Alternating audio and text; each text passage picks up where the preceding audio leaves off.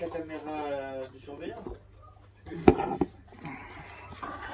Ouais. Pas l'air de le faire, ta blague. Hein. J'aurais pas dû. J'aurais pas dû. Dans le calice et tout. Donne-moi un chumash, s'il te plaît. Ah, fromage. Donne-moi un chumash, אחי. Ah, voilà. הנה, יש לי. לא, שלי, גם שלי. יש לך, יאללה. תביא. איך אני? הנה, יש לי. שלי, יש לי שלך, כן. Ok. Top. On va reprendre les 4 vers associés aux 4 verbes de la délivrance. On a mis le point sur quelque chose la dernière fois qui était donc tout l'encadrement de la Haggadah par les 4 coupes. Comme on l'avait dit, en vérité, ces 4 coupes correspondent à la mitzvah. Ouais, le Rambam.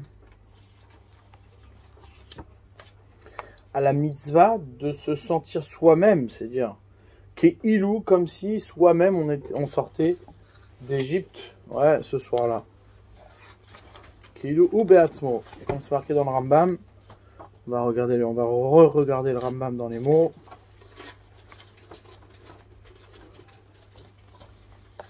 Voilà. Donc on va prendre un petit peu, on va réétudier en profondeur la parashat Vaïra. Au début avec les 4 fameux verbes de la délivrance qui sont associés aux 4 verbes, 4 coupes de vin du soir du Seder.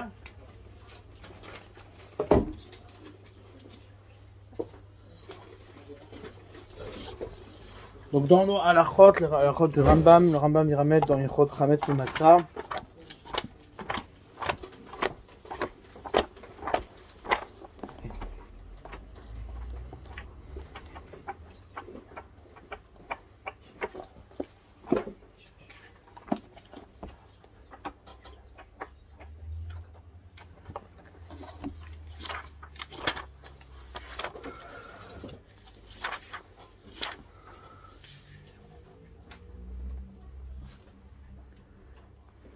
On avait dit, chaque génération, un homme, il a l'obligation, de se faire voir à lui-même, de se comporter avec lui-même. Comme si lui-même, il était sorti maintenant, Mishabud Mitzrayim, de l'esclavage égyptien. Chez Neymar, et il nous a fait sortir de là-bas, et sur cette chose-là, Tziva, que je vous Torah, le jour que nous a ordonné dans la Torah, tu te souviendras qui Eved Aïta, que tu étais Eved, que tu étais esclave, Kloimar, c'est-à-dire comme si toi-même tu avais été Eved, et que tu étais sorti pour la liberté, Venivdeta, et que tu as été racheté, que tu as été, libéré. Les fikar, c'est pour cela, c'est parce qu'il y a une mitzvah de Vezacharta, comme si toi-même tu étais sorti d'Égypte. Les fikar, c'est pour cela qu'on a mis en place que chez Soed, Adam Balaïla Azé, lorsqu'un homme il mange ce soir-là, il devra manger et boire, il devra s'accouder de manière libre, c'est-à-dire accouder du côté gauche. Arba kosot. Et c'est pour cela que chacun, aussi bien les hommes que les femmes, ont l'obligation de boire les 4 coupes de verre de vin. Un pourati, même on ne diminuera pas de ces 4 coupes-là. Et même un pauvre qui. Alors non, attends, on va voir ici, c'est très difficile à déterminer. C'est pas Minatora, Kaniré, que c'est pas Minatora. La seule chose, c'est quoi? C'est que cette attitude-là, elle est associée, c'est-à-dire elle participe à accomplir un Minatora. C'est-à-dire que les Chachamim, ils ont vu que c'est par le biais de cette mitzvah-là qu'on peut accomplir un Minatora qui est tu te souviendras que tu étais esclave en Égypte. C'est-à-dire les fikar, comme dans le langage du Rambam, le Rambam il ramène que c'est pour cela qu'il faudra mettre en place ce minag-là de boire les 4 coupes de vin pendant le soir du Seder et de s'accouter du côté gauche et de se comporter de la chirout. D'accord? Donc c'est-à-dire que certes c'est pas Minatora de boire les 4 coupes. Mais la manière, c'est-à-dire les Chachamim, ils ont vu que de boire les 4 coupes, c'est ce qui va t'aider à arriver à accomplir cette mitzvah-là, que tu te souviendras que tu étais esclave en Égypte. Et ça, c'est la mitzvah qu'un homme il a, chayav adam, chaque homme il a, de se sentir libéré ce soir-là, et de se sentir libéré de quoi? Du joug égyptien. C'est qu'ici, il y a plusieurs choses. Il y a premièrement, comme on en a discuté en long et en large, l'actualité d'être en Égypte. C'est-à-dire, je suis en Égypte et j'ai l'obligation de m'en sortir. Ça veut dire qu'aujourd'hui, si tu veux vivre aujourd'hui le fait de sortir, d'être libéré du joug égyptien, il faut forcément que tu y sois. Ouais. Ça veut dire qu'il y a une espèce d'actualité de l'esclavage égyptien duquel tu devras t'en sortir. Il ne peut pas être vécu de manière présente la liberté, c'est-à-dire le fait de sortir d'Égypte comme si je le sortais aujourd'hui, s'il n'y avait pas d'Égypte, s'il n'y avait pas d'esclavage égyptien. Donc ça, c'est ce qu'on a expliqué plusieurs fois, ouais, on a expliqué cette notion-là. C'est quoi? C'est que l'Égypte est liée à Israël. Un juif, ce n'est pas un juif séparé de l'Égypte. Un juif, c'est pas quelqu'un qui se trouve en dehors de l'Égypte. Un juif, c'est quelqu'un qui sort d'Égypte. S'il n'y a pas d'Égypte, il n'y a pas de juif. Ça, c'est important. C'est-à-dire, c'est quelque chose de très important. Nous, on se définit, ouais, nous, le peuple juif, on essaye de le définir indépendant de cette, de cette dynamique, ouais, de cette mécanique, de cette péoula, de cette action-là de sortir d'Égypte. Comme si on pouvait prétendre à une liberté sans mouvement. Une liberté due à ce qu'on est. Comme s'il y avait un statut de libre. Non, il n'y a pas de liberté par statut, il n'y a de liberté que par action. La liberté ne peut s'obtenir que par l'action de se libérer de l'Égypte. Mais tu ne peux pas être libre si tu ne fais pas cette action-là. C'est comme si le sens d'être Israël, c'est d'être d'abord emprisonné pour se libérer. Non, c'est pas d'être d'abord emprisonné, c'est de se libérer. Ouais, c'est se libérer. D'accord? S'il n'y a pas de tentation à être pris par l'Égyptien, il n'y a pas de possibilité de se libérer de l'Égyptien. Aujourd'hui, ça veut dire qu'il faut se libérer du Yetzirah, c'est ça? L'Égypte, c'est Yetzirah. C'est beaucoup plus que le Yetzirah, beaucoup plus.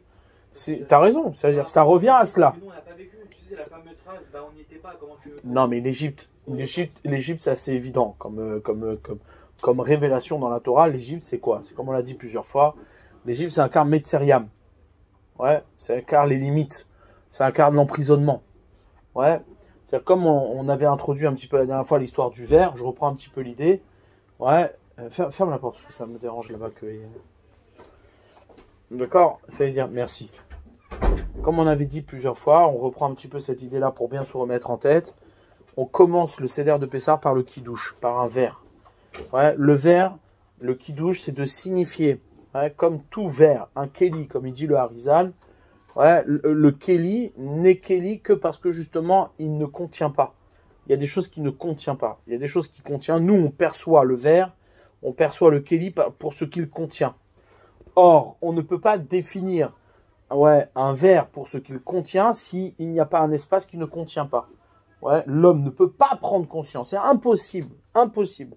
L'homme ne peut pas prendre conscience d'un Kéli s'il n'est pas à l'extérieur de ce Kéli. S'il ne pense pas à un extérieur du Kéli. Ouais. C'est-à-dire, s'il n'y avait pas d'extérieur du Kéli, alors il n'y aurait que le Kéli. Et il ne serait pas un Kéli.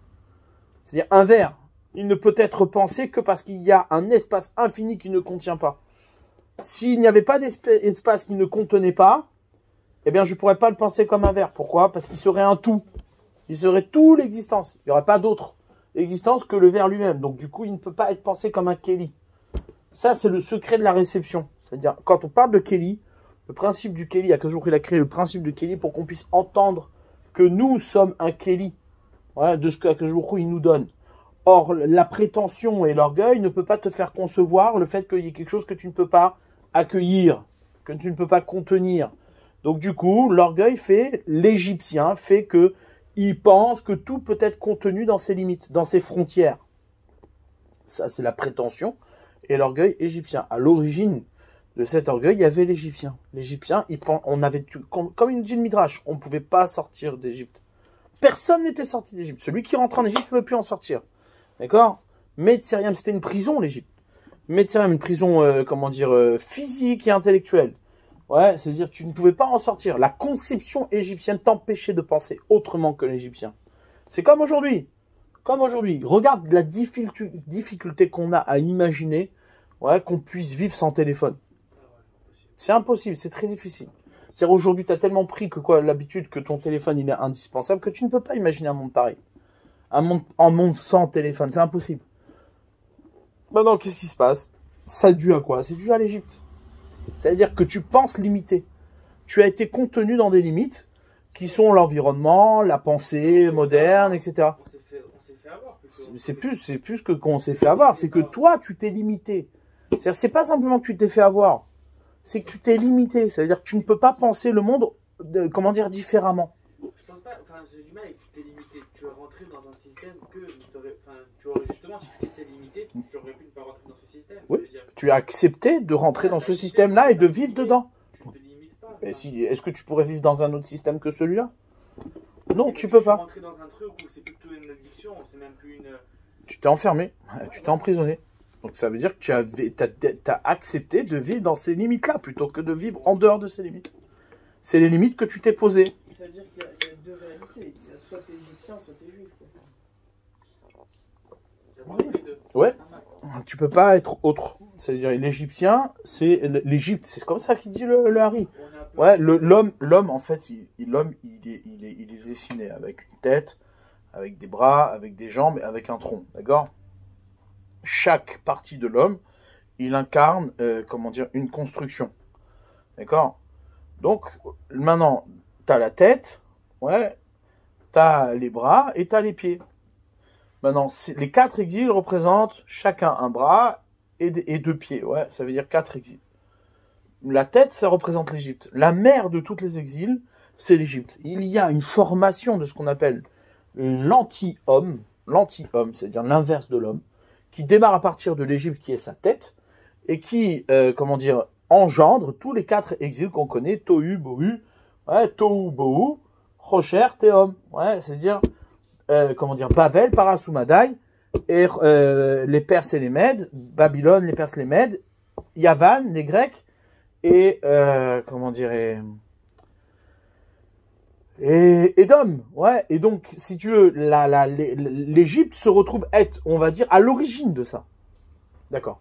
Maintenant, dans cette formation de l'anti-homme, il y a une formation de l'homme aussi, qui démarre à partir de l'Égypte.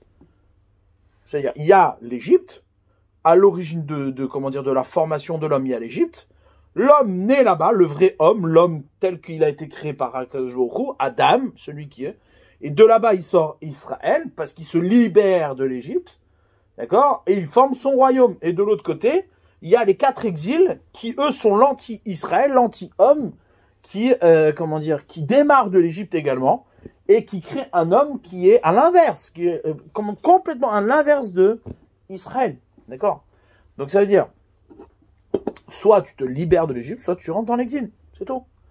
Ouais, c'est exactement le schéma de ce qu'est l'aventure de l'homme. Donc du coup, on comprend bien que quoi, que ces 4 coupes, ouais, ces 4 coupes, ces 4 vers, qui sont en parallèle des verbes de la libération des Juifs d'Égypte, c'est-à-dire ces 4 verbes-là qui sont cités dans la Torah, qui, comment dire, qui structurent la libération du Juif de l'Égypte, qui révèlent comment dire, les étapes de la libération, sont bien entendu à l'inverse des 4 exils. Ouais.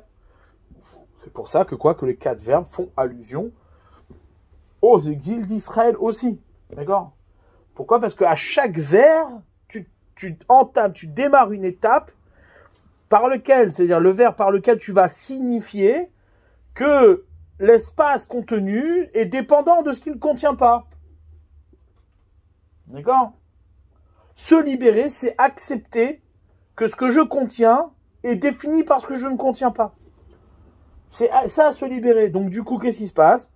Tout ce que tu contiens peut être changé, peut être, comment dire, est dépendant. C'est-à-dire, il est soumis, ouais, à tout ce qui ne peut pas contenir. Ça, c'est la définition d'un verbe. C'est-à-dire, mais le monde, il est défini comme ça. Même physiquement, il est défini comme ça. Tu ne peux pas penser un objet si tu ne penses pas son extérieur. C'est impossible. Si à un moment donné, tu penses quelque chose comme un tout, alors tu ne peux pas le penser. C'est impossible. C'est-à-dire, tu es à l'intérieur de cet objet. C'est Dieu. Tout ce que tu penseras être comment dire, libéré d'un extérieur, sans extérieur, ce sera ton Dieu. Donc celui qui pense l'univers comme étant un tout, ben, l'univers c'est son Dieu. Ouais, Spinoza il pensait que la nature c'était son Dieu. Pourquoi? Parce qu'il pouvait pas penser qu'il y avait quelque chose extérieur à. Il pouvait pas le penser comme un Kelly. D'accord? Mais qu'est-ce qui fait que quoi? Que toi maintenant, comme il dit le Harizal souvent, il nous dit que quoi? Que l'idolâtrie, en vérité le secret, ce qui est à l'origine de l'idolâtrie, c'est l'idolâtrie de soi-même.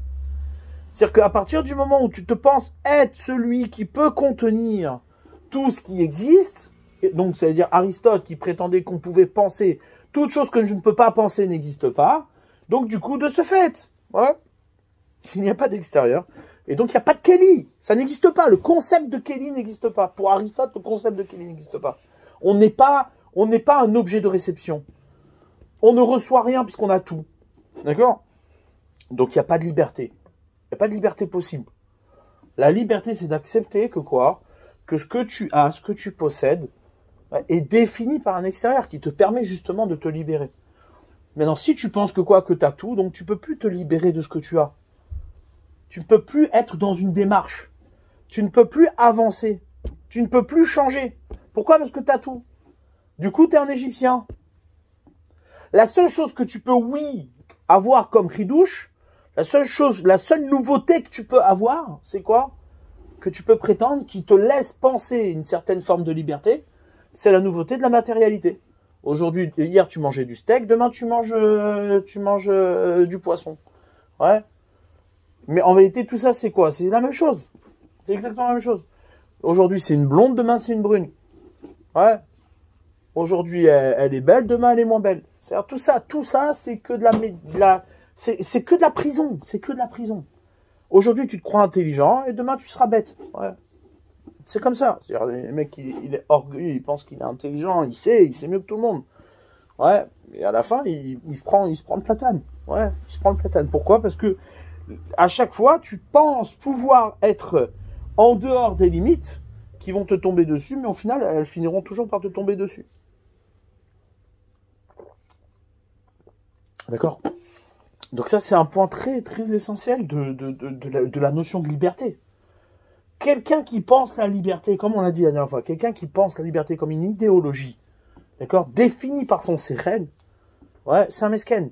C'est un mesken. Ça veut dire c'est un emprisonnement. Regarde toutes les idéologies qui prétendaient à la liberté des hommes. Le marxisme, le socialisme, le zubisme, tout ce que tu veux. Ben, qu'est-ce qui se passe à la fin? C'est l'esclavage, c'est le meurtre, c'est les assassinats, c'est les catastrophes, c'est l'exploitation, c'est tout. Regarde l'histoire. Regarde l'histoire. À la fin, ça finit toujours comme ça.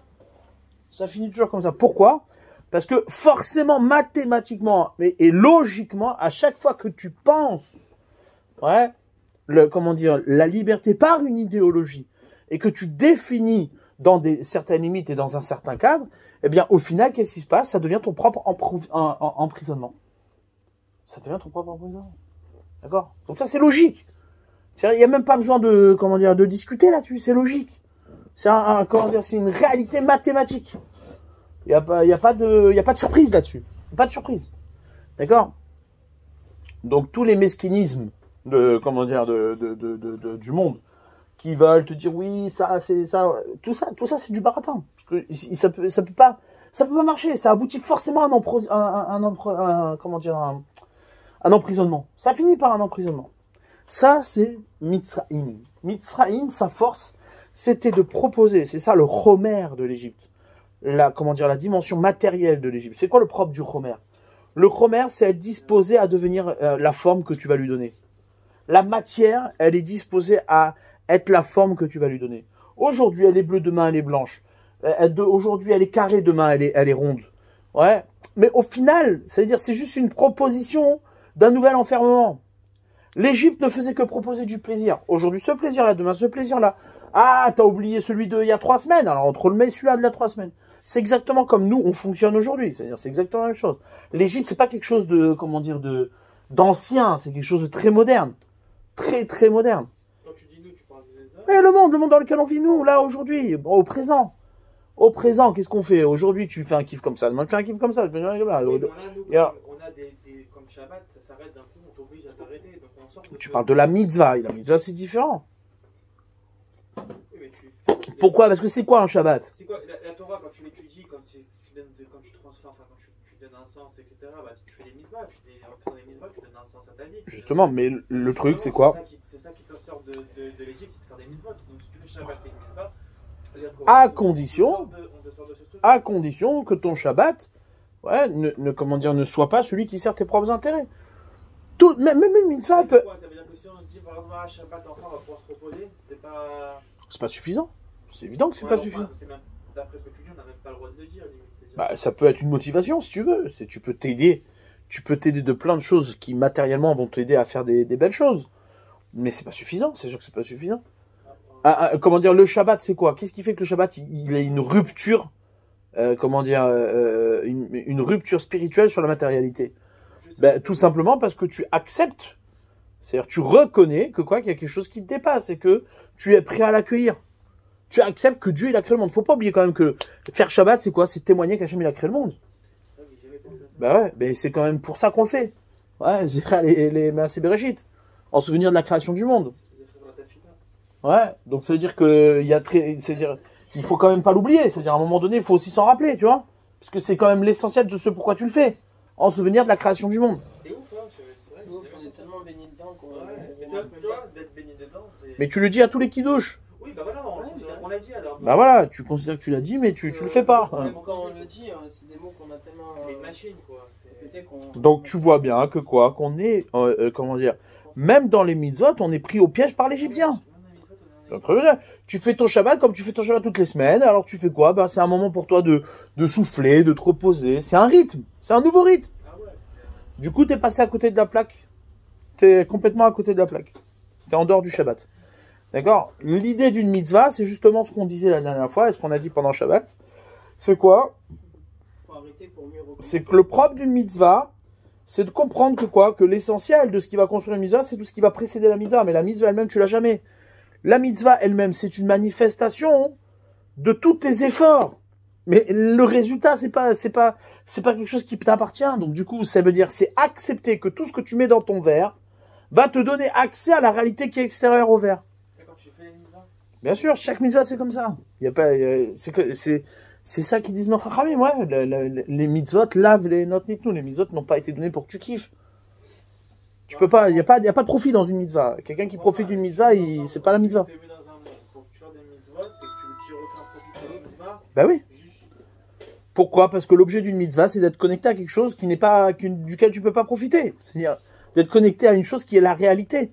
Oui, je vais pas être choqué, mais j'ai envie de te dire, si tu dis ça, qu'est-ce qu'on vient faire ici, quoi? Bah, tu viens vivre une dimension de vérité. Ouais, mais... La vérité, tu l'appliques pas parce que tu la kiffes. Tu l'appliques parce que t'as pas le choix. Mais t'as un kiff quand tu sais la vérité, quand tu l'appliques. Tu kiffes. Le kiff, c'est pas le fait de savoir la vérité. Le kiff, c'est de pouvoir te dire que tu existes vraiment. Au moins, t'as pas de bien de mal à choisir, au moins t'es tranquille. Je sais pas, oui, mais tu le fais pas parce que tu kiffes. Tu le fais parce que c'est vrai. Maintenant que t'en kiffes, ça c'est autre chose, mais c'est pas ça la raison pour laquelle tu le fais. D'accord? C'est-à-dire, tu... C'est pour ça que c'est seul. Le Tarno qui vient seulement une fois que tu existes. T'as raison. Bah oui, le profit, c'est un détail de la vérité, c'est pas l'essentiel. On va avoir un profit. Mais forcément, quelqu'un qui se sent exister, il profite. C'est ça qui est le vrai kiff. Le vrai kiff, c'est quoi? C'est d'être dans une réalité dans laquelle tu sais que tu vas exister éternellement. Pas que tu vas exister momentanément. Tu sais, les plus grandes déprimes qui existent chez les hommes, c'est lorsqu'ils savent qu'ils kiffent juste à un instant. Prends un type qui se drogue. Il finit toujours par déprimer, il est pas bien à la fin. Parce qu'il a kiffé là à ce moment-là, demain il veut chercher un plus grand kiff, à la fin il déprime. Ouais. Prends un type, il kiffe les meufs, ouais, il kiffe les femmes. Non mais le mec il kiffe les femmes, il passe de femme en femme, ouais. À la fin il déprime, c'est un mesquin. À la fin il déprime, il sait pas quelle femme il a, un truc, machin, et là il fait le beau. Il va se raconter une vie toute sa vie, il va dire oui moi j'ai dragué, j'ai truc, j'ai machin, et à la fin c'est un mesquin. C'est à partir du moment où il sait plus quelle est sa direction, c'est là où il perd le câble. C'est plus que ça, c'est pas une question de direction. La direction il la connaît, il sait. Il va chercher les plus belles, ouais. Il va toujours trouver les plus belles. Mais le problème c'est pas ça, c'est que ça te donne pas une perspective d'existence. c'est quelque chose que tu récupères du profit que tu peux définir, c'est-à-dire du profit que tu projettes. Oui, mais ça, Alors forcément, ça te limite. Ça, tu t'en rends compte quand? À partir du moment où, souvent, ces gens-là, quand ils sont allés au bout de leur... Bah ouais. Quand ils ont répété ça 2000 fois, ils se rendent compte que c'est des mesquines. Parce qu'au début, ils prennent, disons qu'ils ont l'impression d'exister là-dedans. Ils ont l'impression qu'ils ont une direction, mais une fois qu'ils arrivent au bout et qu'ils se rendent compte qu'il n'y a rien derrière, c'est là où ils se disent, en fait, j'ai pas... Comme si, en fait, l'être humain, il tend naturellement vers... parce que la première fois, il se ment, la deuxième fois, il se ment, la troisième fois, il sait qu'il a menti. Oui, mais c'est instinctif. Non, oui, mais justement, justement, c'est-à-dire, tant que c'est instinctif, ça s'appelle que t'es un mesquin. Ouais, le jour où tu prends la conscience, alors c'est plus... L'être humain, il a tendance, dans sa vie, même la manière dont il vit, c'est d'essayer d'exister. Sauf qu'il se trompe. Il se dit, c'est pour ça que je vais exister. C'est instinctif d'essayer d'exister. Bah, forcément, oui. Mais c'est comme il a de l'intelligence aussi, il se sert de son intelligence pour exister comme il faut. Et c'est ça la confrontation. C'est-à-dire, quand il voit qu'une fois, il a essayé d'exister avec une blonde, et après, à la fin, il a dit à tout le monde qu'en vérité, non, cette blonde-là, c'est parce que elle était pas gentille, ou parce que elle était comme si, ou elle était comme ça que ça n'a pas marché. Après, il va voir une brune, et après, et ainsi de suite. Ouais, à la fin, il se rend compte qu'en vérité, c'est lui le blaireau, parce que quand il a divorcé 3 fois, ou alors qu'il s'est séparé 3 fois, ou il a eu 40 femmes, il se rend compte que c'est lui le blaireau. Sauf si c'était pour la bina. Hein? Sauf si c'était pour la bina. Et il faut toutes les garder pour avoir de la bina. Et s'il les garde pas et qu'il les jette à la poubelle, c'est lui le problème. Il n'y a pas de bina. Shlomo Ameler, il a voulu toutes les garder. Il les a gardées. Parce que là, tu parles à bout, avec 40 femmes. J'ai qu'une, c'est compliqué.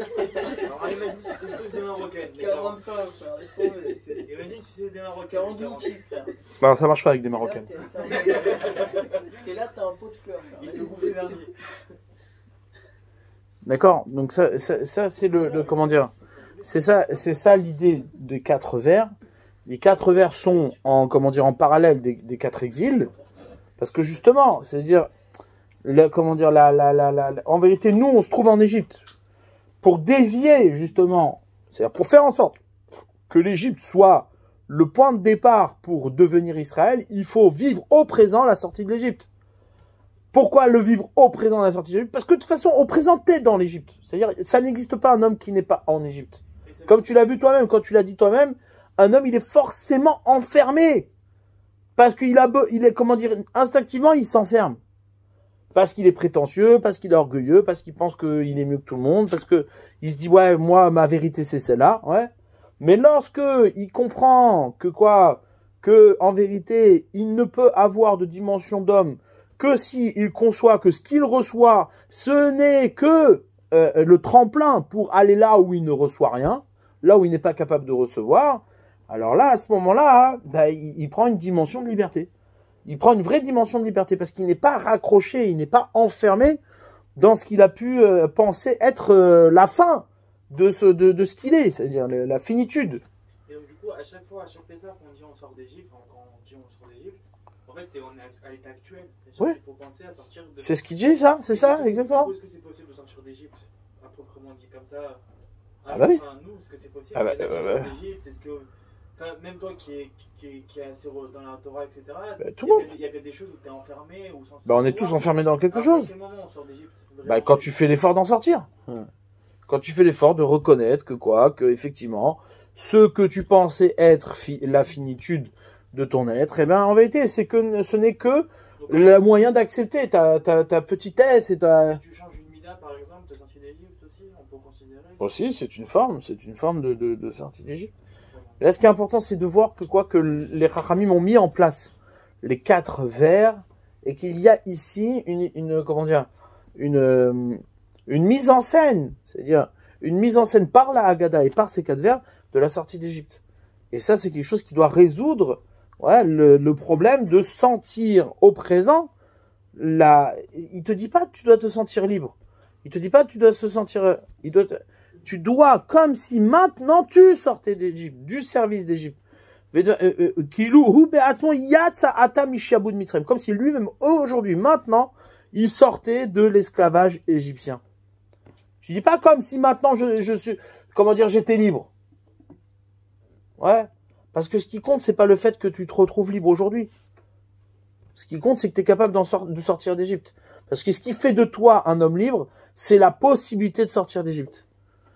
Si le jour où cette possibilité de sortir d'Égypte n'existe plus, c'est que tu es en Égypte. Tu es enfermé en Égypte. Il y a pas, c'est pour ça que quoi? Et c'est ça qu'on a dit la dernière fois. Et ça, c'est le sod qu'on a dit la dernière fois. Quand on reprend les 4 verbes qui sont marqués ici, ça veut dire toute personne qui a un petit peu d'intelligence, ouais, comprend dans quelle réalité on vit aujourd'hui, ouais, dans quelle Égypte on vit aujourd'hui, les 4 verbes. À quel jour il dit. Regarde, c'est un truc de fou. C'est écrit de manière explicite. Explicite. Vaïdaber Elohim el Moshe. Hachem, il a parlé Elohim à Moshe. Vaïmer Elav, il lui a dit, Ani Hachem, je suis Hachem. Vaïra al Avram, je me suis révélé à Avram, à Yitzhak, Yaakov, Bekel Shakai. Je me suis pas révélé sous le nom d'Hachem, je me suis révélé sous le nom de Kel Shakai. Ou Shmi Hachem lo nodatilam. Mon nom Hachem, je l'ai pas fait connaître. Ok. Vegama Kimoti et Beriti, j'ai également, respecté mon alliance. Itam, j'ai érigé mon alliance avec eux. Ouais, la tête la et Eretz Kenan. Leur donner la terre de Kenan. Tu vois bien que le sujet ici, c'est leur donner la terre de Kenan. Ouais. À eux, je leur ai promis la terre de Kenan, mais quel Shakai. À toi, je suis Hachem. Je réalise cette promesse. Ouais. Donc, le sujet, c'est Eretz Kenan. Et du coup, il dit, Vagamani, Shamati, et Nakad, Ben Israël. Donc, maintenant, moi, j'ai aussi entendu les plaintes des Ben Israël, Hachem Israël, m'a avidimotam que les Égyptiens à service. Vaskor et Béti, je me suis souvenu de mon alliance. Là, rien pas que je me suis souvenu de mon alliance, ouais. Et mort, les Ben Israël. Va dire aux Ben Israël, maintenant, je vais les délivrer. Comment? Ani Hachem, je suis Hachem. C'est quoi, je suis Hachem? Celui qui accomplit sa promesse. C'est quoi sa promesse? C'est de te faire arriver en Eretz Israël. Ouais. Maintenant, pour arriver en Eretz Israël, il faut que tu sortes d'Égypte. Tu peux pas être en Eretz Israël si tu sors pas d'Égypte. D'accord, maintenant, il dit, je vous ai fait sortir. Ouais. De dessous du joug des Égyptiens. Je vous ai sauvé, mais à vos datam de leurs travaux. Je vous ai libéré, bisroa nettoyé avec un bras étendu, avec des grands miracles. Mais la carte mais je vous ai pris pour moi comme peuple. Et j'ai été pour vous un Dieu. Et vous saurez que je suis Hachem Elokerem, votre Dieu, qui vous a fait sortir d'Égypte. Donc la révélation du divin, la révélation d'Akadosh Baruch Hu, la révélation du nom d'Hachem se fait au moment où tu es sorti d'Égypte. Après le reste, je vous amènerai vers la terre sur laquelle j'ai levé ma main, j'ai juré. La terre totale à Abraham, Yitzhak et Jacob pour la donner à Abraham, Israël et Jacob, et je vous ai donné en héritage, je suis Hachem. Donc tu vois bien que quoi? Que le fait, ouais, d'être Hachem, ouais, se révèle au moment où je vous ai fait sortir d'Égypte. Ouais. Le fait que je vous amène en Eretz Israël n'a rien à voir avec le fait que je vous ai fait sortir d'Égypte. C'est juste la réalisation de la promesse que j'ai fait à Abraham, Israël et Jacob. C'est-à-dire que toi, t'es pas le sujet, en fait. Toi, ton sujet, toi, les banim, les enfants, les descendants d'Abraham, Israël et Jacob, ouais, votre sujet à vous, c'est de sortir d'Égypte. Une fois que vous êtes sortis d'Égypte, alors vous pouvez mériter la promesse que j'ai fait à Abraham, Israël et Jacob de vous amener en terre d'Israël. C'est-à-dire que la promesse de rentrer en Eretz Israël n'a rien à voir avec toi. C'est-à-dire toi, tu n'as rien à voir dans cette histoire. Tu n'es ni acteur, ni rien du tout. En vérité, toi, tu ne fais que bénéficier de la promesse que Hachem il a fait à Abraham, Israël et Jacob, que ses enfants seront en Israël. Ouais. Regarde, c'est marqué le fourrage. Veveti etrem, je vous amènerai là-bas vers la terre. Pourquoi? Hachem a dit que j'ai levé ma main, ouais, la tête au tas, pour la donner, cette terre-là, à qui? Pas à vous, à Abraham, Israël et Jacob. Pour la donner à qui? À Abraham, Israël et Jacob. Ouais. Et là, Benatati lachem, en quoi, mon rachat? En tant qu'héritage. Héritage de quoi? De ce que j'ai donné à Abraham, Israël et Jacob. C'est-à-dire qu'on n'a pas accès à Israël sans Abraham, Israël et Jacob. Pour nous, c'est un héritage. Ça peut pas être autre chose. D'accord? Il l'a jamais donné, la terre à Abraham, Israël et Jacob. Comment il leur a donné? Il l'a donné quand il nous l'a donné à nous. Ça, maintenant, tu remontes, tu comprends qu'est-ce qui s'est passé, la promesse qu'Hachem il a fait à Abraham. Abraham, il dit, comment, mes enfants? Regarde, c'est marqué le fourrage. Ouais. Comment, mes enfants? Je saurai, Bema et Daki et Rachena, comment je saurai que je vais l'hériter? Ouais, que mes enfants, ils vont hériter de cette terre-là. Hachem, il n'y a pas de problème, tes enfants, ils seront esclaves dans une terre étrangère, etc. Quel rapport maintenant? Tu me mets l'esclavage au milieu de cette promesse? Ouais, c'est QFD. C'est quoi? C'est qu'en vérité, les bénis Israël ne peuvent pas avoir accès à Israël s'ils ne sortent pas d'Égypte. Eux, leur tafkid, leur rôle, leur travail à eux, c'est sortir d'Égypte. Maintenant, rentrer en Israël. Tu rentres en Israël parce qu'Hachem, il a promis à Abraham, Yitzhak et Yaakov. Mais toi, t'es pas acteur de ça. Tu vaux rien là-dedans, t'es rien. Tu n'es que l'héritier de ce que Hachem, il a donné à Abraham par le biais qu'il t'a donné la terre aujourd'hui. T'as compris l'idée? Donc là, ici, c'est un point, c'est incroyable. C'est-à-dire que, en vérité, et c'est pour ça que qu'il y a que 4 coupes dans la Haggadah. Il n'y en a pas 5. La 5e coupe, bon, tout le monde veut l'inventer, tout le monde veut la jouer, ouais. Oh, on veut jouer la 5e coupe, mais elle n'existe pas, ta coupe. Elle n'existe pas. Véti, ça n'existe pas. Véti, c'est quoi? C'est la promesse que j'ai fait à Abraham, Yitzhak et Yaakov. Toi, t'es rien du tout. Toi, tu ne fais que, en vérité, la dimension d'Eretz Israël, c'est ce que la coupe ne peut pas contenir. C'est ce qui déborde de la coupe. Donc, ça veut dire quoi? Ça, ce qui est à l'extérieur de la coupe. C'est-à-dire, tu ne peux prendre conscience de ta capacité à sortir d'Égypte que si tu acceptes que la destination vers laquelle tu vas, hein, c'est une destination qui est en dehors de la coupe. Si toi, maintenant, tu commences à définir Eretz Israël comme quelque chose qui est à l'intérieur de la coupe, comme une idéologie que tu peux atteindre et que tu peux définir, donc quelque chose que tu remplis dans ta coupe, ouais, ça devient une nouvelle idéologie, terminé, t'es jamais sorti d'Égypte, t'es resté en Égypte. Tu veux, toi, maintenant, avoir un Eretz Israël qu'Hachem, il va dire, Véti Etrem, je vous ai apporté là-bas. Ouais, je vous ai amené là-bas en terre d'Israël. Pourquoi? Pour la tête, au tas, pour la donner à Abraham, Yitzhak et Yaakov. Alors là, à ce moment-là, t'as 4 coupes de vin à traverser. Ça, c'était 4 coupes à toi. Ouais, Veotseti, Veitzalti, Vegalti, Velakarti. Ça, c'était 4 coupes à toi. C'est les 4 coupes dans lesquelles tu vas t'occuper. Maintenant, sache que quoi? Que ces 4 coupes-là te font prendre conscience qu'il n'y a de coupe que pour ce qu'elle ne contient pas. Sinon, il n'y a pas de coupe. Alors si tu viens et tu dis, oui, moi, j'ai une 5e coupe. Ouais, j'ai une 5e coupe. Alors là, à ce moment-là, qu'est-ce qui se passe? T'as tout perdu. Parce que tu te concentres sur ce qui peut être contenu par la coupe et non pas sur ce qui ne peut pas être contenu dans la coupe. Donc du coup, t'as pas les coupes, t'as aucune coupe. Même sortie d'Égypte, tu l'as pas. T'as compris comment ça fonctionne? C'est-à-dire, c'est un truc de fou. C'est-à-dire que ici, on est en train de t'expliquer que quoi? Que le lieu d'habitation d'Israël, c'est-à-dire l'endroit dans lequel Israël est chez lui, ouais, c'est un endroit qui est en dehors de la coupe, qui est en dehors de ses limites, en dehors de ce qu'il peut contenir. À l'inverse de tous les peuples qui définissent leur identité suivant leur terre, dans les limites de leur terre, dans leurs frontières. Nous, on définit notre identité en dehors de nos frontières. C'est pour ça que Eretz Israël, c'est la terre qui incarne le Olam Haba. Ouais. Comme il dit le Rambam, Kol Israël Yeshlem Chalek le Olam Haba, Shinimar Vamer Kulam Selikim le Olam Yirshu Haaretz. Ouais, à jamais ils hériteront de la terre. D'où je vois que tout y sera la part au monde futur, parce que il y a marqué, ils hériteront de la terre. Eretz Zumachal. Eretz, c'est une parabole du Olam Haba. Pourquoi? Parce que pour nous, la terre d'Eretz Israël, c'est pas quelque chose qu'on peut atteindre. C'est quelque chose qui nous est donné, qui a été donné à Abraham, Yitzhak et Yaakov en tant que promesse. Même eux, ils l'ont pas eu.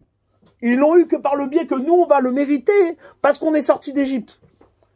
Seulement après que tu es sorti d'Égypte, alors tu peux rentrer en Eretz Israël. Seulement après. C'est l'alliance, c'est le Brit Ben Abetarim. C'est l'alliance qu'Hachem, il a fait avec Abraham. Brit Ben Abetarim. On l'a déjà eu cette terre? L'alliance des morceaux, hein? On l'a déjà eu cette terre? La promesse, elle a déjà été réalisée de... Non, on n'y est pas.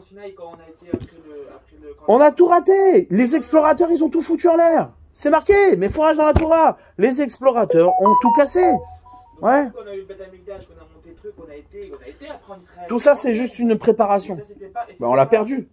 D'accord, on l'a gagné à un moment donné. Donc ouais. c'est pas l'héritage qu'on a eu. Bah non, pour nous, c'est l'éternité qui compte. Quand dans la Torah, c'est marqué on donnera l'héritage, etc., que ça sera donner la terre et tout ça. C'est en fait le Olam Haba. C'est en train de se réaliser. Mais c'est le Olam Haba en fait. Pas que. C'est le Olam Haba, c'est le Eretz Israël dans lequel on habitera. C'est en train de se réaliser. Quand tu meurs actuellement et que tu vas au Olam Haba. Il n'y a pas d'Olam Haba. Quand tu meurs, il n'y a pas d'Olam Haba. Le Olam Haba, c'est quand tu es vivant. Le Olam Haba, c'est quand tu es vivant. Il faut d'abord la résurrection des morts et après, il y a le Olam Haba. Gan Eden, ça n'a rien à voir. C'est Olam HaNeshamot, parce qu'on appelle nous Gan Eden aujourd'hui, mais c'est Olam HaNeshamot, c'est le monde des âmes. C'est pas le Olam Haba. C'est une salle d'attente. Ça, oui, c'est une salle d'attente, exactement. D'accord? Donc ça veut dire, là, ici, il y a quelque chose, un point très important de ce qu'on appelle la Géoula. Ce qu'on appelle la sortie d'Égypte. Ouais. Sortir d'Égypte, c'est comprendre que quoi? En souvenir de la sortie d'Égypte. Sortir d'Égypte, c'est saisir que quoi? Que c'est Israël. Il est Israël parce qu'il sort d'Égypte. Israël, il n'est pas Israël parce qu'il habite une terre. Ouais. C'est pas parce qu'il est arrivé à destination qu'il est Israël. Israël, il est Israël parce qu'il sort d'Égypte. Maintenant, parce qu'il est sorti d'Égypte, alors il peut mériter d'une terre. Ça, c'est le secret de l'alliance de Brit Ben Ametarim. C'est le secret de l'alliance des morceaux que Hachem il a fait avec Abraham. Ta descendance, Bema Edaki Rachna, comment je saurai que ma descendance pourra hériter de cette terre? Seulement par l'alliance des morceaux. Ils vont être des étrangers en terre d'Égypte.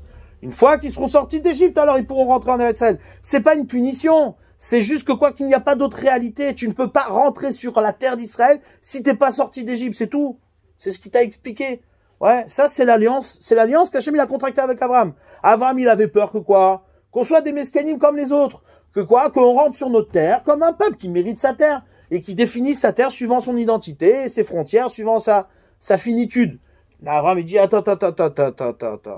Tu viens de me promettre que quoi? Que j'allais avoir des enfants alors que je suis stérile. Il faut que la terre d'Israël soit à la mesure de ce que tu m'as promis. D'accord? Mon enfant, il sort des limites dans lesquelles je me trouve. Alors, il faut qu'Eretz Israël sorte des limites dans lesquelles on va se trouver. Comment tu vas me garantir une chose pareille? Comment tu vas me garantir une chose pareille? Pas de problème, je te garantis. Tu sais comment? Avec l'esclavage d'Égypte. Tu vas être esclave en Égypte. Et tout ce qui va faire ton identité, c'est parce que tu vas sortir d'Égypte. Une fois que tu seras sorti d'Égypte, alors tu vas pouvoir mériter la terre d'Israël. C'est quoi? Au même titre que Abraham, il a mérité Yitzhak, comme une réalité complètement en dehors de ses capacités, parce qu'il était stérile. Alors tu mériteras de la terre, ton peuple, ta descendance méritera de la terre d'Israël, complètement en dehors de ses capacités. Alors si tu commences à définir Eretz Israël dans tes propres capacités, alors ça s'appelle qu'il y a une 5e coupe, et qu'il n'y a plus du tout de coupe. Ouais, parce que toutes tes coupes, elles servent à rien, t'es jamais sorti d'Égypte. T'as compris? Donc, ici, ouais, on tient quelque chose de très, comment dire, de très fort. C'est-à-dire, le destin d'Israël, là, comment dire, là, c'est ça tout le Inyan, ouais, comme c'est marqué, ouais. La révélation d'Akadosh Baruch Hu, elle se fait par la révélation d'Israël, du peuple d'Israël. D'accord? Maintenant, comme on le dit plusieurs fois, au même titre que quoi, que la révélation, on la note par les 4 lettres, Niglé, ouais, Niglé, Nun, Gimel, Lamed, Hey. Ouais, Niglé, l'apparition, la révélation. Nun, Nefesh, ouais, Gimel, Gouf, Lamed, non, Nun, comment dire, Nefesh, Gimel, Gouf, Lamed, Levouche, Hey, Echal, ouais. Ouais, donc Echal, c'est la maison. Levouche, c'est les habits. Gouf, c'est le corps. Et Nefesh, c'est l'âme. C'est l'intelligence. Pour chaque chose, il y a une mitzvah. Nefesh, il y a l'étude de la Torah. Le Gouf, il y a les tefilin. Levouche, il y a le tzitzit. Le Hey, il y a le Echal, il y a la mezouza. D'accord? Ces 4 mitzvot-là sont, comment dire, les mitzvot qui permettent la révélation. Et en vérité, ces 4 étapes correspondent aux 4 étapes de la délivrance. Ouais. Du bas vers le haut. Veotseti, ouais, je vous ai fait sortir. Je vous ai fait sortir de cet endroit-là. Il faut d'abord un makom. Il faut d'abord que tu aies un espace. Toi, maintenant, tu es en Égypte. Pour sortir d'Égypte, il faut d'abord que tu sortes de l'endroit dans lequel tu te trouves. Ouais, alors il dit, Veotseti, je vous ai fait sortir physiquement, etrem, mitachat zivlot mitzrayim, du joug égyptien. Veitzalti, après, je vous ai sauvé. Ouais, je vous ai sauvé. Etrem et avodatam, de leurs travaux. Ouais. Être sauvé, ça veut pas dire que quoi, que maintenant, hein, tu n'es pas encore rattaché à l'Égyptien. Pourquoi d'où je sais ça? Je vais vous délivrer. C'est-à-dire, certes que quoi, que tu as pu l'Égyptien aux trousses. Première étape, tu peux très bien être dans l'espace, ouais, séparé de leur joug. Il peut plus avoir d'emprise sur toi. Seulement, il est en train de te poursuivre. Ouais. Et toi, tu peux y retourner. Donc, qu'est-ce qu'il fait? Veitzalti, je t'ai sauvé. Ouais. Après, Vega Alti. Ouais. Je t'ai délivré avec des miracles. Ça veut dire que je t'ai mis dans un endroit où il peut même plus te voir. C'est fini. Ouais. Quand il te poursuit, il sait où tu te trouves, il va te trouver. Donc, je t'ai sauvé. Mais lorsque il te poursuit plus, Vega Alti, je t'ai libéré. Ça veut dire que quoi? Que tu te trouves dans un endroit où l'Égyptien ne peut plus te voir. Lui et toi, vous n'existez pas dans le même monde. Et après seulement, une fois que vous n'existez pas dans le même monde que l'Égyptien, fait la karti et tremli les âmes. Vous êtes maintenant mon peuple. Une fois que vous êtes plus chez les Égyptiens, une fois que vous êtes complètement libéré, maintenant vous pouvez être mon peuple. Et là, je suis votre Dieu. Là, il y a une vraie, comment dire, une vraie relation, d'accord? Mais avant ça, il y a 3 étapes. C'est exactement les étapes du niglé. Ouais. Echal, c'est tu fais de ton lieu un lieu, comment dire, où il n'y a pas d'Égyptiens. T'es en dehors de l'Égypte. Là-bas, chez toi, à la maison, ouais, l'Égyptien ne rentre pas. C'est pas lui qui domine, c'est toi qui domine. C'est toi le patron chez toi à la maison. Ouais. Ensuite, il y a le lévouche. Le lévouche, c'est le moyen d'être, comment dire, sauvé de l'Égyptien. Le lévouche, c'est le moyen que quoi que l'Égyptien ne puisse plus t'atteindre. Puisse plus t'atteindre. Ensuite, il y a le gouffre. Ouais, le gouffre, c'est également la dimension de Vega Alti. Ouais, pourquoi? Il faut comprendre comment ça marche. Il y a d'abord l'espace. L'homme, il prend conscience de lui-même au fur et à mesure, ouais, de l'extérieur vers l'intérieur. L'extérieur, c'est l'espace qu'il occupe. Mais l'espace, c'est pas lui. Il est juste dominant sur l'espace. Ouais. Ensuite, il y a ses habits. Ses habits, c'est un peu lui, parce que c'est toucher un petit peu à son intimité. Ouais, l'habit, c'est le moyen de communiquer ce que j'ai à l'intérieur vers l'extérieur. C'est un peu mon intimité, mais ça reste aussi un rapport à l'extérieur. Et ensuite, qu'est-ce qu'il y a? Il y a mon corps. Là, mon corps, ça m'appartient, c'est à moi. Ouais, c'est déjà, même si c'est quelque chose qui est visible de l'extérieur sans habit, mais malgré tout, c'est quand même mon intimité que je protège. Et après, il y a le nefesh. Le nefesh, c'est vraiment l'intériorité comment dire, de la personne. Ouais, et l'intériorité de la personne, c'est la cartili, les âmes. Donc, c'est-à-dire qu'il y a 4 étapes ici de la délivrance. C'est seulement après ces 4 étapes-là qu'on peut rentrer dans ce qu'on appelle la réalité d'Eretz Israël. Ouais. Réalité d'Eretz Israël, c'est quoi? C'est d'exister, c'est-à-dire d'être dans le lieu de nos pères. Abraham, Yitzhak, Yaakov. Ouais, c'est être dans les lieux de nos pères. Comme on l'a expliqué, ouais, c'est marqué à la fin des temps. Comme c'est marqué dans le Rambam il ramène, ouais, que avant la venue du Mashiach, il y aura Eliyahu Hanavi qui va venir, ouais, et qui va annoncer la venue du Mashiach. Qu'est-ce qu'il va faire Eliyahu Hanavi? Eliyahu Hanavi, c'est Pinchas. Comme c'est marqué, le Midrash il ramène, ouais, Eliyahu Hanavi, c'est Pinchas. Pinchas, celui qui avait contracté l'alliance de paix avec Akadosh Baruch Hu, Beriti Shalom, ouais, mon alliance de paix. Maintenant là-bas, il ramène le Rambam que le rôle de Eliyahu Hanavi, c'est la Soum Shalom Baolam. Il va mettre la paix dans le monde, tout comme Pinchas. Parce que Pinchas, il avait l'alliance de paix. Alors lui aussi, il va mettre la paix dans le monde, Eliyahu Hanavi. Avant la venue du Mashiach. Qu'est-ce que c'est que ça?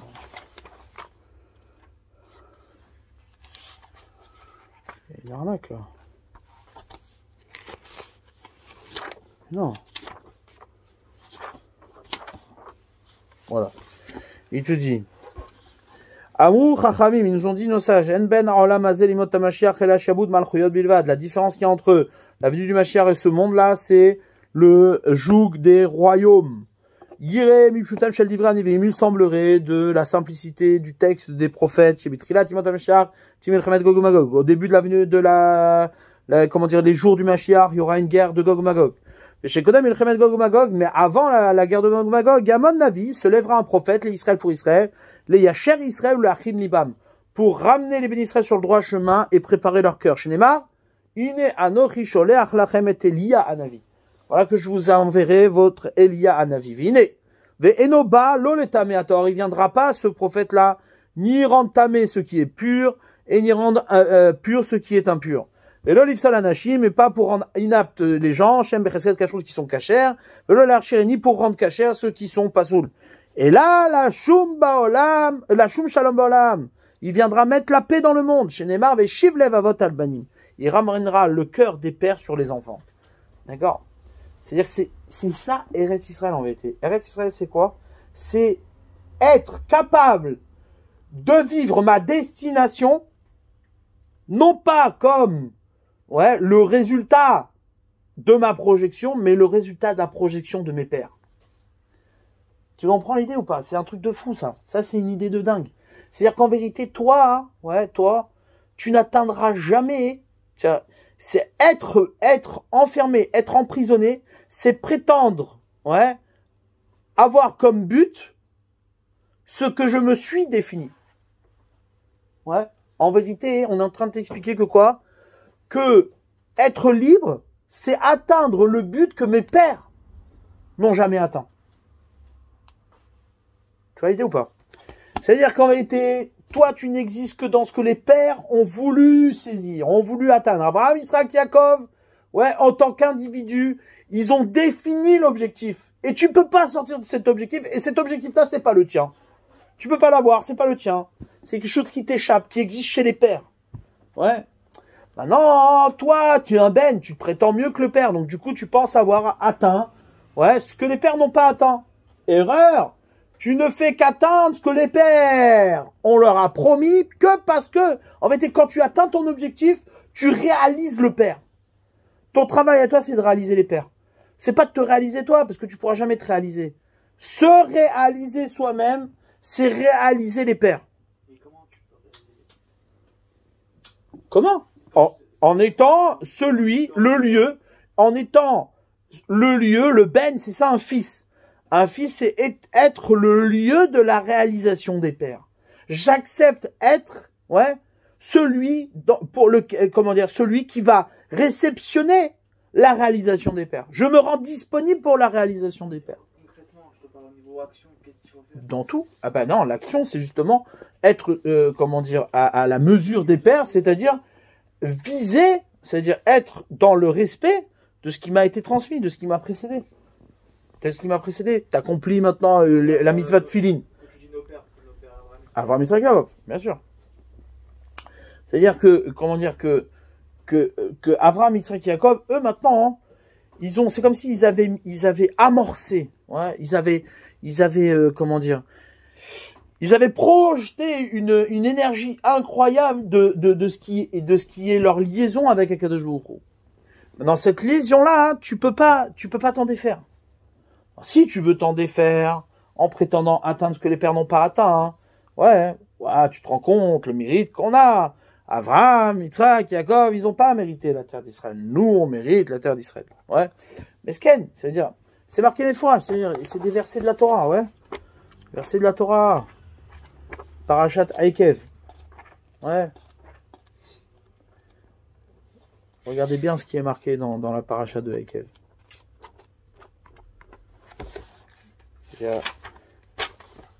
En réalité, ceux qui sont en tort de cette réalité-là, c'est qu'ils lisent jamais la Torah, ouais, même en français. Il y a marqué.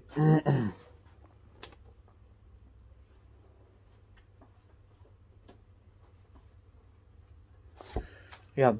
Al Tomar Bilvadra, ne dis pas dans ton cœur, ouais, Parashat Ekev, Perek Tet, Pasuk Dalet, Al Tomar Bilvadra, ne dis pas dans ton cœur, Vardov Hashem Elokecha Otam, c'est dans la poursuite qu'Hachem il a fait. Ouais, de ces gens-là, mais les fanecha devant toi, les morts, en disant, je vais dire ça. On te dit, ne le dis pas. Betsit Kati Eviani Hachem, la Rechet et Aretz Azot. C'est par mon mérite, parce que je suis tzaddik que Hachem il m'a apporté ici pour hériter de cette terre-là. Au Birishat Agoim Ale, c'est parce que c'était des Rechaïm, Hachem Orisham Mipanecha qui les a dégagés devant toi. Lo Betsit Katra, ce n'est pas parce que tu es tzaddik, ou Beyosher Levavra et que ton cœur est droit, que tu viens hériter de leur terre. Pourquoi? Ouais, c'est vrai que quoi que c'est parce que eux, et ils les dégagent parce qu'ils sont des Rechaïm, mais c'est quoi la réalité? Ou le Ma'anakim et Davar, c'est dans le but d'accomplir cette chose-là, ma parole, Asher Nishba Hashem Lavotecha, qu'Hachem il avait juré à tes pères, les Avraham, les Yitzhak ou les Yaakov, Avraham, Yitzhak, Yaakov. Donc c'est un verset méforache, ouais, c'est marqué noir sur blanc. C'est-à-dire, quand tu lis en français, tu peux comprendre, ouais. Veyadata, et tu sauras qu'il obetsit katecha, tu sauras que ce n'est pas parce que tu es un tzaddik et parce que c'est par ton mérite. Hashem elokecha notenecha et aretz atova azot. Ouais, qu'Hachem il te donne cette bonne terre là, l'hérita pour l'hériter. Qui am kesheorefata, parce que toi t'es un peuple à la nuque raide. Zechor adisha, etc. D'accord. Donc ça c'est un verset méfourage là toi. Donc ça veut dire quoi? Ça veut dire que, et c'est exactement le verset qui est marqué dans Vaera, et c'est tout le projet qui est annoncé depuis le départ de la sortie d'Égypte à Moshe. Je vais vous libérer, les 4 verbes, ouais, veti et trem. Mais pourquoi? Pour accomplir, je vais vous donner la terre, la tête totale et Avraham, Yitzhak, Yaakov. C'est-à-dire que maintenant, moi, ce que je veux, c'est donner la terre à Avraham, Yitzhak, Yaakov, c'est pas vous la donner à vous. À vous, elle sera en héritage des pères. Mais je comprends pas. Héritage des pères, les pères, ils ont jamais eu la terre. Donc c'est pas un héritage, c'est moi qui l'ai maintenant. Qui est rentré? C'est moi. Eux, ils sont jamais rentrés. Ils ont jamais eu la terre, c'était Kenan avant. Ouais, réponse. Non, parce que toi, quand tu as la terre, tu l'as pour être celui qui la reçoit pour Abraham, Yitzhak et Jacob. Mais pas pour toi. Toi, t'es un mesquin, toi. Toi, tu peux pas recevoir la terre. Toi, tu peux pas, tu la mérites pas, toi, la terre. Donc, ne pense pas que quoi, que ce que tu reçois, tu le reçois parce que tu as une capacité à recevoir. Tu le reçois parce qu'il y a des pères qui t'ont précédé. Et que toi, tu te rends disponible à recevoir ce qui ne t'appartient pas. Et grâce au mérite des pères, tu peux être grand. Tu peux goûter à quelque chose qui est plus grand que toi. D'accord? T'as compris? C'est ça être un ben, en fait. C'est ça être un fils. Et c'est ça qu'on te dit, Veigata levincha, la responsabilité du soir de Pessah, c'est raconter à tes enfants. La responsabilité du père, c'est d'arriver à éduquer ton fils sur ce chemin-là. Lui faire comprendre que tout ce qu'il va recevoir ce soir, ouais, c'est pour être disponible à recevoir ce qu'il ne pourra jamais contenir, mais que ce que les pères lui ont promis. T'as compris? C'est ça l'histoire, comment dire, l'éducation à Veigata levincha. Tu raconteras toute la mitzvah du soir, c'est celle-là. C'est très compliqué d'arriver à amener le fils à saisir une dimension pareille de là. Peut-être que si, c'est une éducation qui se fait étape par étape, suivant le niveau des enfants, suivant l'intelligence des enfants. Faire comprendre que quoi, que au final, c'est toute une absorption d'une réalité. C'est-à-dire, si toi tu vis dans cette réalité-là, que quoi, que tu es le Kéli qui témoigne plutôt de ce qui est extérieur à soi que de ce qu'il a à l'intérieur. Parce qu'il faut comprendre, ouais, ce que tu contiens et la définition de ton Kéli se fait de plus en plus précise proportionnellement à ta capacité de reconnaître ce que tu ne contiens pas. Ouais, regarde bien. Quand tu as un verre, je donne un exemple. Ouais, ton verre, c'est un verre à vin. Ouais. Quand c'est un verre à vin, tu mets pas de l'eau dedans, tu mets pas du jus d'orange dans ton verre. Ouais. Tu mets que du vin.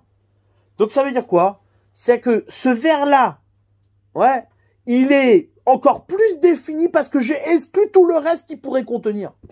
C'est-à-dire que j'ai agrandi ce qui ne peut pas contenir. Quand tu as un verre qui est, qui est disponible à plusieurs choses, alors ce verre-là, il est moins défini.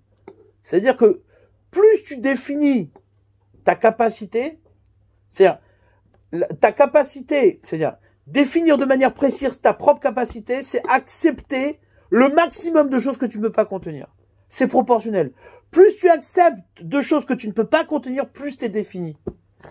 Ça veut dire, dans la réalité, ouais, tu ne peux gagner ton existence qu'en acceptant, ouais, le maximum de choses que tu ne peux pas contenir.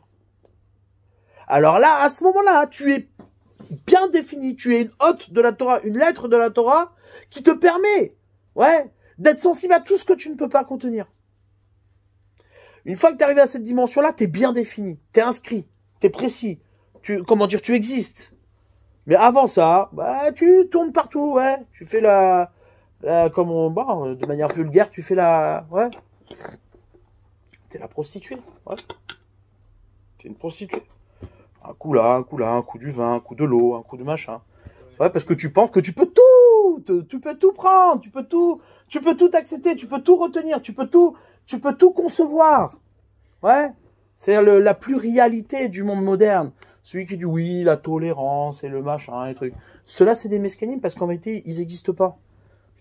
Ouais. Ça n'existe pas. Tu peux pas tolérer quelqu'un si tu sais pas qui tu es, ça veut rien dire. Sinon, ça s'appelle que tu es une prostituée. Un coup là, un coup là, un coup là. Ouais. En fonction du vent, quoi. Voilà. D'accord? Donc ça, c'est tout l'esprit de Pessah, toute l'éducation de Pessah. Ces 4 coupes de verre là sont des étapes qui vont t'amener justement à saisir ce que tu peux contenir, c'est-à-dire ce que tu peux recevoir. Tu te prépares à être un Kéli de ce qui est la délivrance, sortir d'Égypte. Mon travail à moi, c'est sortir d'Égypte.